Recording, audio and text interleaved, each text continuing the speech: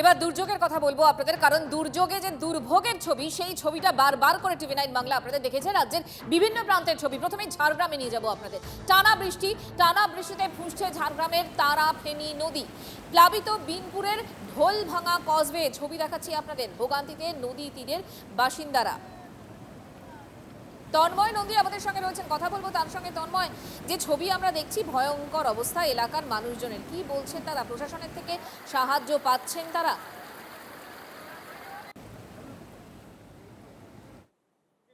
নজরে রাখা হয়েছে এবং যারা অসুবিধায় পড়েছেন তাদের ইতিমধ্যেই ত্রাণ শিবিরে নিয়ে যাওয়া হয়েছে এবং প্রশাসনের পক্ষ থেকে বিষয়টিতে নজর রাখা হয়েছে এবং যাতে কেউ এই জলাশয়ের মধ্যে কেউ প্রবেশ করতে না পারে এবং পারাপার করতে না পারে সেই বিষয়টিও নজর রেখেছে এবং রীতিমতো দুই পাশে পুলিশ মজুত রয়েছে।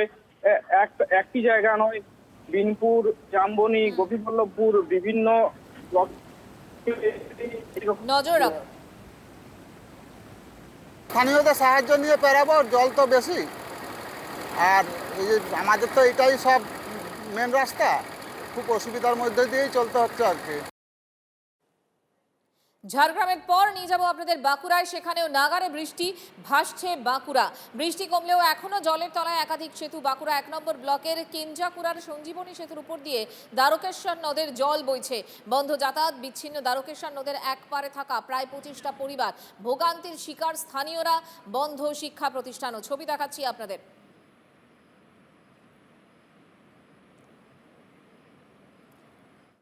ডিবিসি ছাড়া জলের তোড়ে ভাসল সেতু। খানাকুলের মুন্ডেশ্বরী নদীর ওপর থাকা বাঁশের সেতু ভেসে গেছে। এই সেতু খানাকুলের পলাশপাই, নবতীপুর, চিংড়া গ্রাম পঞ্চায়েতের বিভিন্ন গ্রামের সঙ্গে খানাকুলের মূল যোগাযোগকারী। ছবিটা একবার দেখুন। তন্ময় আমাদের সঙ্গে রয়েছেন। তন্ময়, ছবি তো দেখছি। একদমই, দেখো, আরামবাগে ইতিমধ্যেই দ্বারকেশ্বর নদের জল বাড়তে শুরু করেছে। অন্যদিকে মুন্ডেশ্বরীর জল, ডিবিসির যে ছাড়া জল, দামোদর হয়ে মুন্ডেশ্বরী হয়ে খানাকুলে ঢুকছে। কিন্তু বিপজ্জনক হচ্ছে আরামবাগ মহকুমায় দ্বারকেশ্বর নদ, কারণ পশ্চিমাঞ্চলে যত বেশি বৃষ্টিপাত হবে সেই জল কিন্তু এই দ্বারকেশ্বর দিয়ে আরামবাগ হয়ে প্রবাহিত হয়ে খানাকুলে গিয়ে মিশবে রূপনারায়ণে।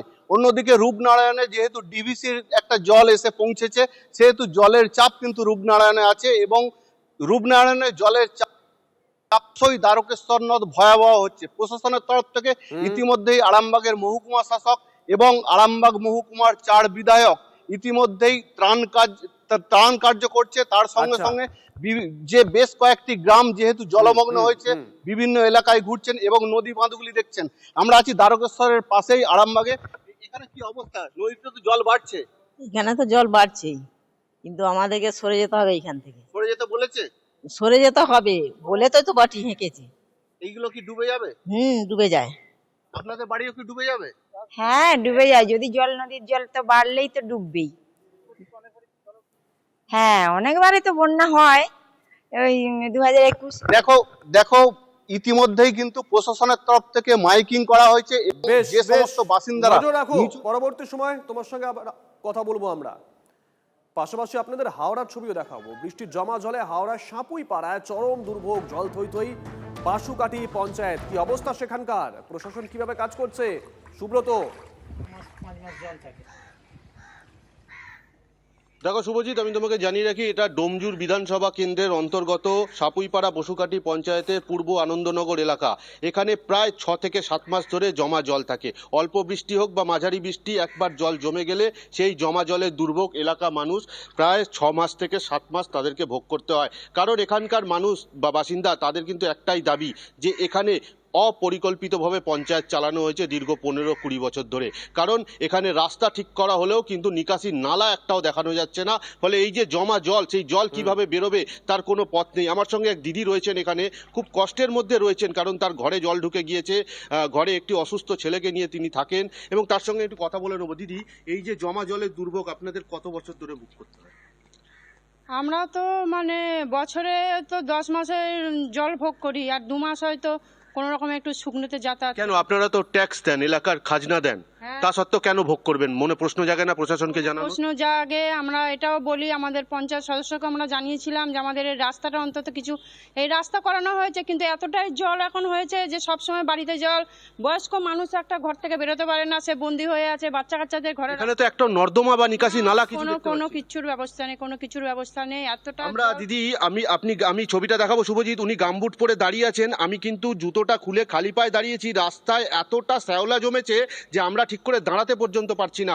আমি তোমাকে এই দিদির ঘরটা একটু দেখাবো, কতটা জলকষ্টের মধ্যে রয়েছে। দীর্ঘদিন জল জমে থাকলে যেরকম শ্যাওলা পড়ে সেই রকম কিন্তু শ্যাওলা ধরে গিয়েছে এবং ইট পেতে সেইখান থেকে যেতে হচ্ছে এবং তার ঘরের ভেতরে জল ঢুকে গিয়েছে এবং তার যে সংসার সেটা কিন্তু এক জায়গায় নেমে এসছে।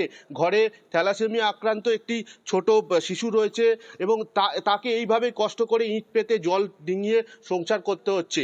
ফলে বোঝাই যাচ্ছে যে এখানকার প্রশাসন কোনোভাবে এদিকে দৃষ্টিপাত করে না এবং এখানকার মানুষ দীর্ঘদিন ধরে পূর্বতন পঞ্চায়েত প্রধানকে তাকে জানিয়েছিলেন এবং এলাকায় জানানোর পর গতকাল কিন্তু ব্লক ডেভেলপমেন্ট অফিসার আচ্ছা, তিনি কিন্তু আচ্ছা। এলাকা পরিদর্শনে এসেছিলেন। তবে এতটাই জল দেখা জমেছে যাক তিনি আমরা পরিস্থিতির কোনো যতটা পরিবর্তন এসেছি হয় কিনা, নজর রাখো।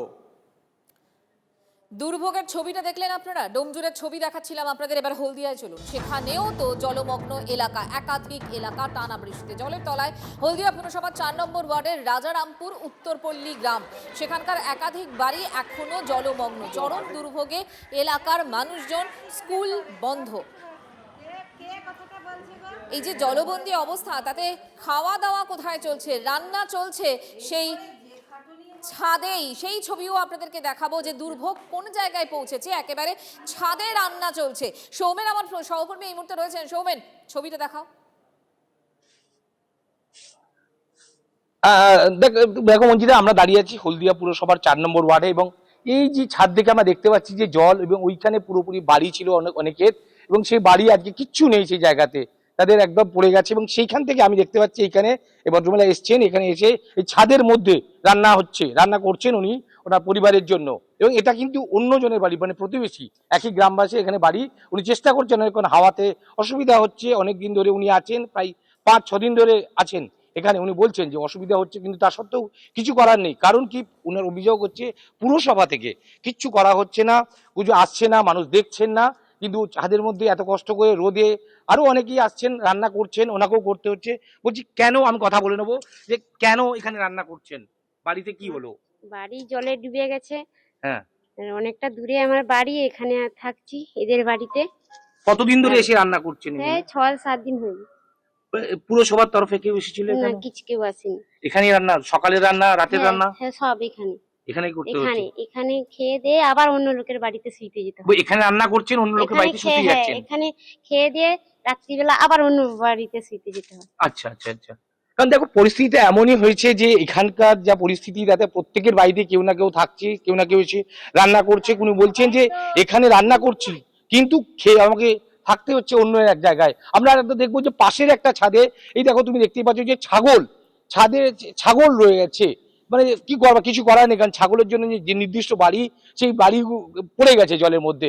এই জন্য প্রচুর ছাগল, মানে গ্রামবাসীদের যত ছাগল আছে সব ওনার বাড়িতে দোতলায় রেখে গেছেন। মানে কি করুণ পরিস্থিতি এলাকাতে, এবং মানুষ সত্যি খুব অসুবিধার মধ্যে পড়েছেন। বলছেন যে কিছু আসছে না, কিছু এমনকি পানীয় জল সেটা পর্যন্ত পাচ্ছেন না মানুষ সেই দিকে। কারণ পুরসভার তরফে বারবার বলা হচ্ছিল ত্রাণ শিবির খোলা হয়েছে, কিন্তু সেখান থেকে পুরসভার তরফে কোনো উদ্যোগ নেওয়া হয়নি বলে এলাকাবাসীরা জানাচ্ছেন। মঞ্জিদা, ধন্যবাদ তোমাকে।